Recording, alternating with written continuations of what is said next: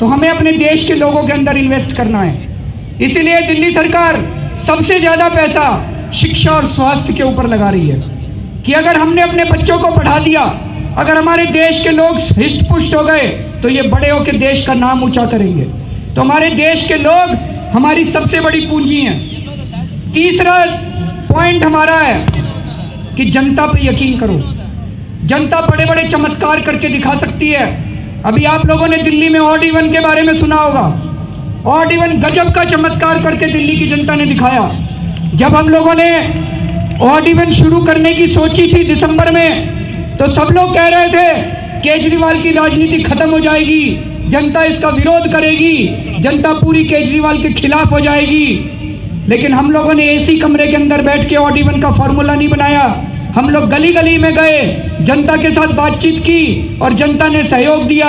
और आपको ये जान के ताज्जुब होगा कि 1 जनवरी को जब ऑड इवन शुरू हुआ तो पहले 3 घंटे के अंदर पूरे दिल्ली से खबरें आने लगी कि दिल्ली की जनता ने ऑड इवन फॉलो करना चालू कर दिया। एक भी वायलेशन नहीं मिला पूरी दिल्ली के अंदर। एक दिन के अंदर दिल्ली में 20-20 लाख गाड़ियां चलती थी, लेकिन केवल 200 चालान हुआ करते थे।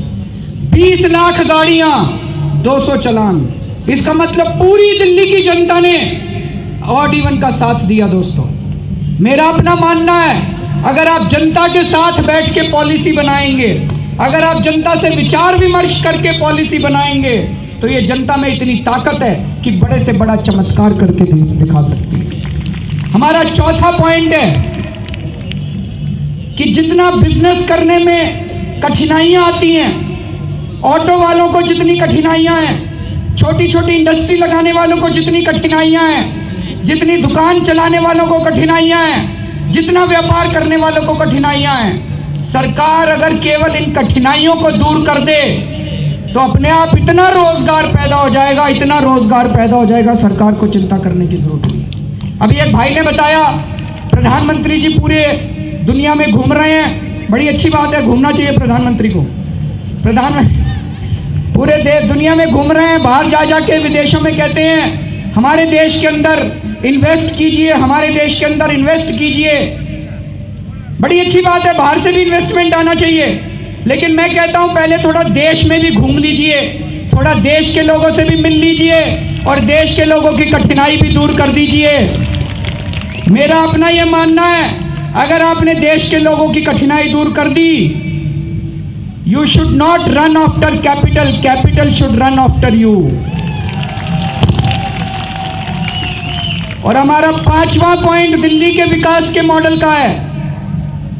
हमने देखा हमारे देश के अंदर जब वोट मांगने का टाइम आता है तो गरीब लोग याद आते हैं, गरीबों के घर में आते हैं नेता, और जब जीत जाते हैं तो फिर अंबानी और अडानी के साथ बैठ के चाय पीते हैं, फिर गरीबों को नहीं पूछते उसके बाद। लेकिन दिल्ली के अंदर हमने तय किया है, those who have less in life should have more in law.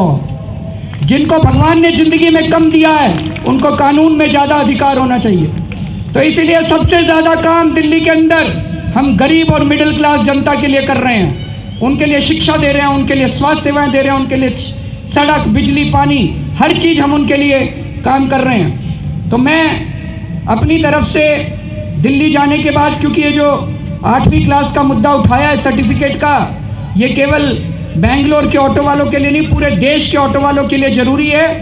मैं दिल्ली के मुख्यमंत्री के नाते केंद्र सरकार को चिट्ठी भी लिखूंगा और बात भी करने की कोशिश करूंगा कि इसको तुरंत हटाया जाए। गडकरी जी से मैं मिलने की कोशिश करूंगा ताकि उनको समझाया जा सके। मैं यहाँ पे आप सब लोगों को बधाई देता हूँ कि इस मुद्दे को आप लोगों ने उठाया, लेकिन मैं आम आदमी पार्टी को कहता हूँ कि केवल 8वीं क्लास नहीं, ऑटो वालों की जितनी समस्याएं हैं सब उठानी चाहिए। लेकिन एक चीज़ मैं ऑटो वालों को भी कहना चाहता हूँ, और मैं दिल्ली में भी दिल्ली के सारे ऑटो वाले मेरे दोस्त हैं, दिल्ली के सारे ऑटो वालों को भी मैं कहता हूँ, जनता आपकी भगवान है, आपका कस्टमर आपका भगवान है, वो उसके पैसे से हमारी रोजी रोटी चलती है। कभी भी जनता को नाराज मत करना। जब तक जनता आपके साथ है, कोई माई का लाल आपका बाल भी बांका नहीं कर सकता। लेकिन जनता अगर आपसे नाराज हो गई तो जनता को जब भी आपके पीछे सवारी बैठे, उसको आप अपनी समस्या समझाइए जैसे आप लोगों ने हमें समझाई वैसे जनता को भी समझाइए और उनको बताइए कि किस तरह से आपको परेशानी हो रही है। और जनता से हाथ जोड़ के प्यार से बात करनी है, किसी भी जनता को परेशान नहीं करना है। और मैं आम आदमी पार्टी कर्नाटका से भी कहना चाहता हूं कि ऑटो वालों की भी सभी समस्याएं उठाइए और दूसरी जनता की भी सारी समस्याएं उठाइए। हमें जनता के लिए काम करना है और देश से एक ना एक दिन भ्रष्टाचार दूर करना है। बहुत बहुत शुक्रिया, thank you so much. Bharat माता की ಸ್ನೇಹಿತರೆ